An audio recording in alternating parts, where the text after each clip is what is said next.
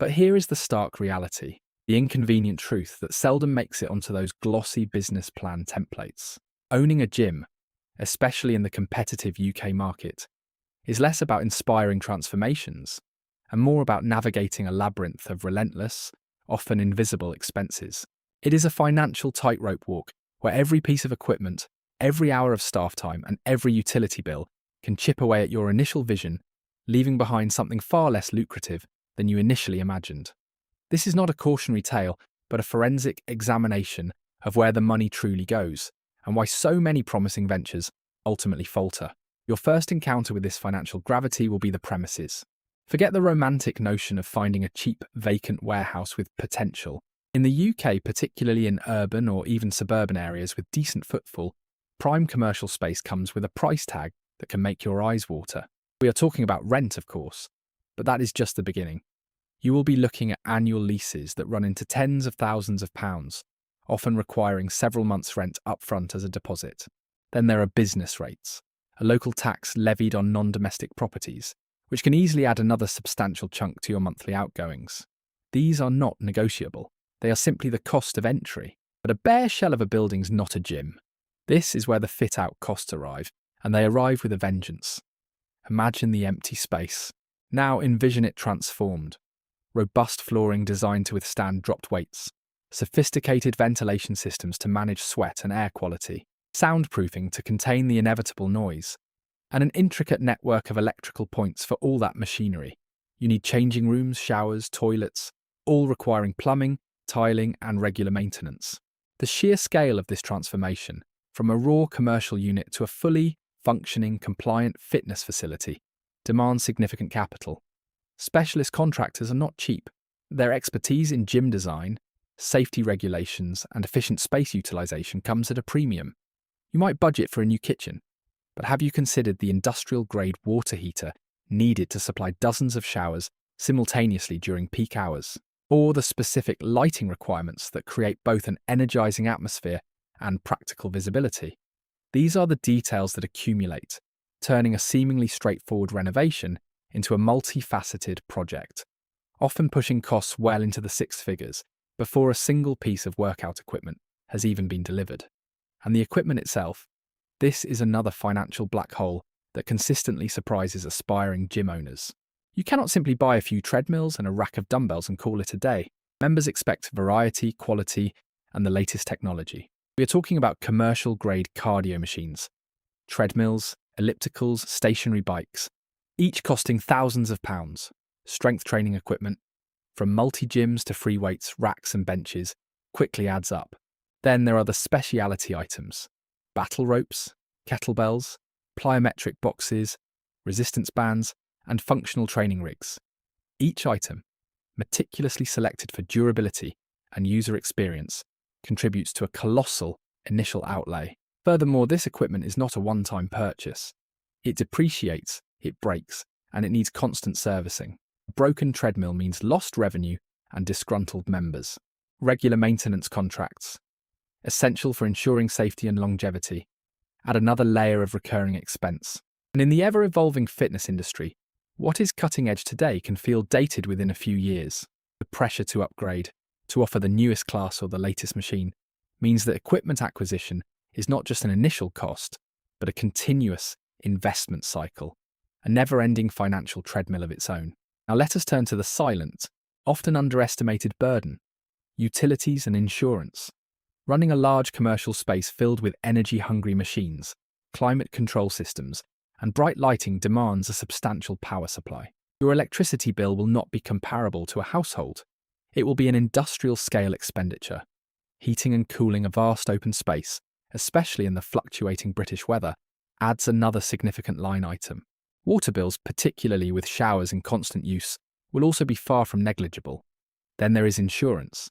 Given the inherent risks associated with physical activity, a gym owner needs comprehensive coverage. Public liability insurance, employer's liability insurance, property insurance, equipment insurance. The list goes on. This is not an optional extra. It is a fundamental safeguard against potential claims, accidents, and unforeseen events. Without it, a single mishap could easily bankrupt your entire operation. The premiums for such extensive coverage reflect the high-risk environment, adding yet another substantial fixed cost to your monthly budget, a constant drain before your doors even open for the day. These are the bedrock expenses, the immovable pillars of your financial structure, and they demand a level of capitalization far beyond the romantic ideal. Consider the payroll. A receptionist, even on minimum wage, represents a substantial monthly outflow when you factor in their hours. Cleaners are essential for maintaining hygiene standards, especially in a high-traffic environment with shared equipment and changing rooms. Then there are the personal trainers. While some might operate on a self-employed basis, taking a cut of their sessions, a good gym often employs a core team, offering stability and ensuring availability for members. Their salaries are not just a number on a spreadsheet. They come with a raft of additional responsibilities and costs. Beyond the basic wage, you are legally obliged to contribute to national insurance and workplace pensions. These are not insignificant sums. They can add another 10-15% on top of an employee's gross salary. Then there is holiday pay, sick pay, and the potential for maternity or paternity leave. Suddenly, that seemingly straightforward salary becomes a much larger figure. Recruitment itself is an expense, from advertising job openings to the time spent interviewing and onboarding new hires. And what about training? Ensuring your staff are up to date with first aid, health and safety protocols, and the latest fitness trends is not just good practice. It is often a legal requirement, adding further costs.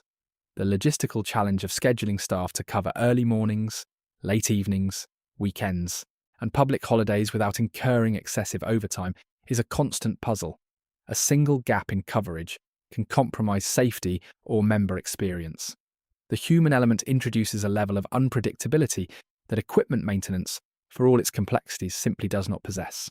Staff turnover, the need for ongoing professional development, and the cultivation of a positive team culture all require continuous investment, both financial and managerial. This is not just about paying wages, it is about building and maintaining a functional, motivated workforce, which is an entirely different beast to wrangle. Even if you build it, they may not come. The field of dreams approach does not work in the fitness industry.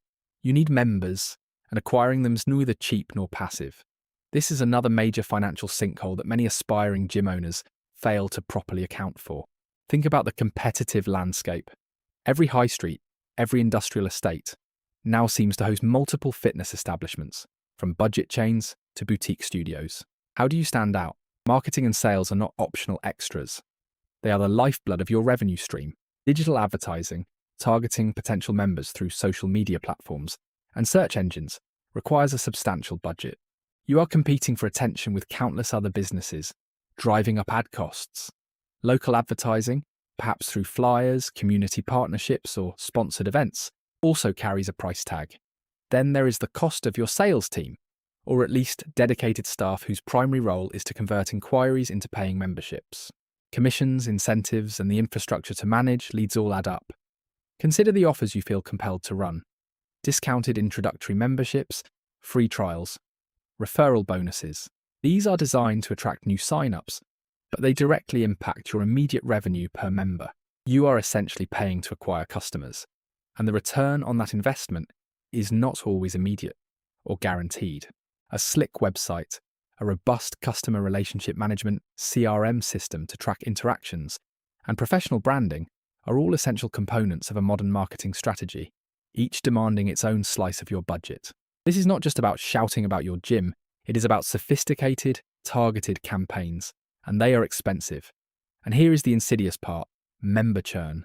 People join gyms with the best intentions, but life happens, motivation wanes, or they simply find a cheaper alternative. The constant battle to retain existing members while simultaneously attracting new ones creates a perpetual marketing spend. You cannot simply market heavily for 6 months and then stop. It is an ongoing, relentless requirement. Without a steady stream of new sign-ups replacing those who inevitably leave, your revenue will stagnate or worse, decline.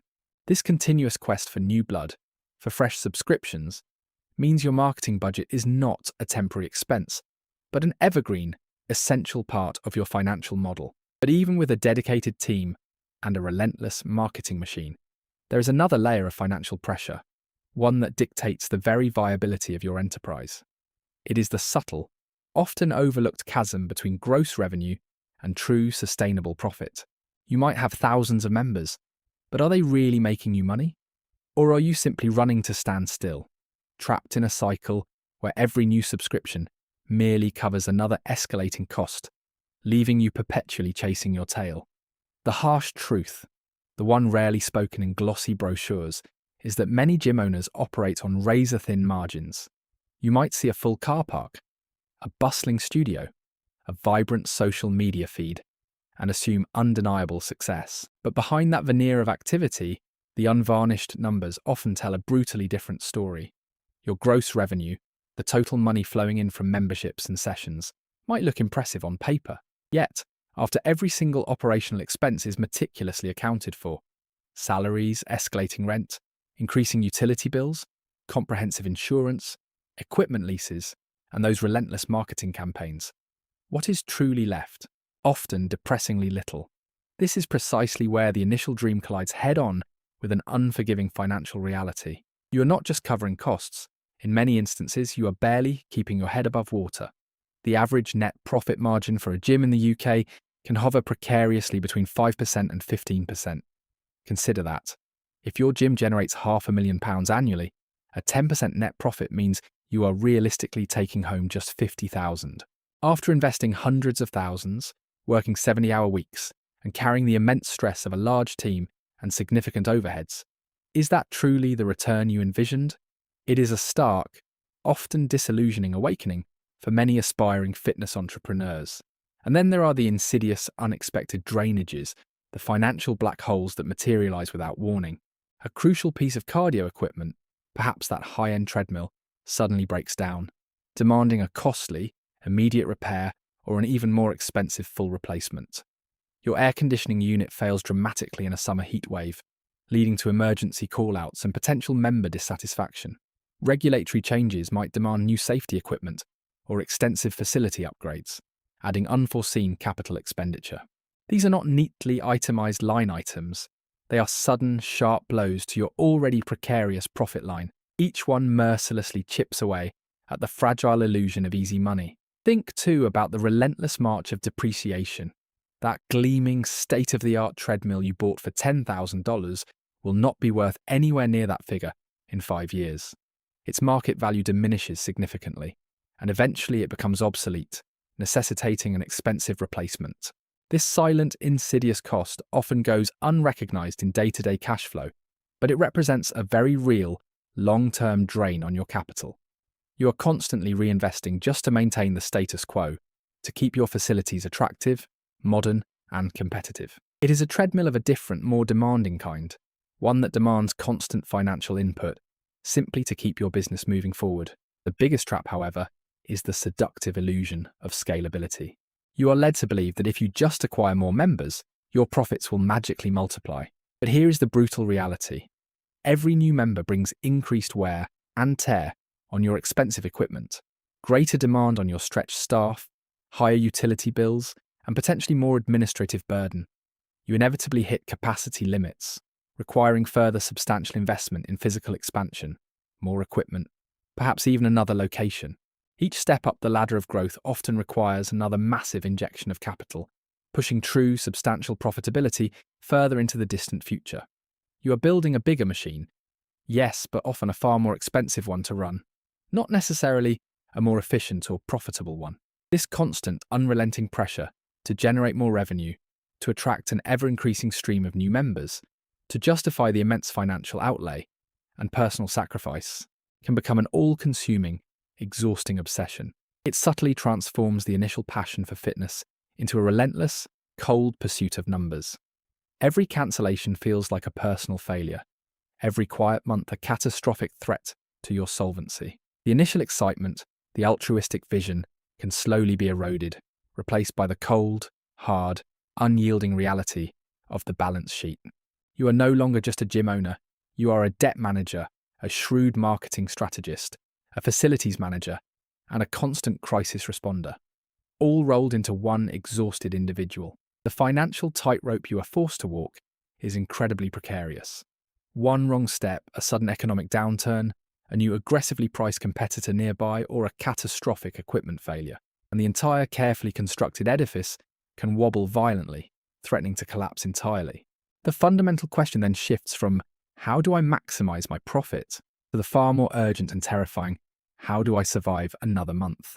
This is the true cost, the hidden crushing burden that weighs heavily on every decision, every investment, every late night spent poring over bewildering spreadsheets.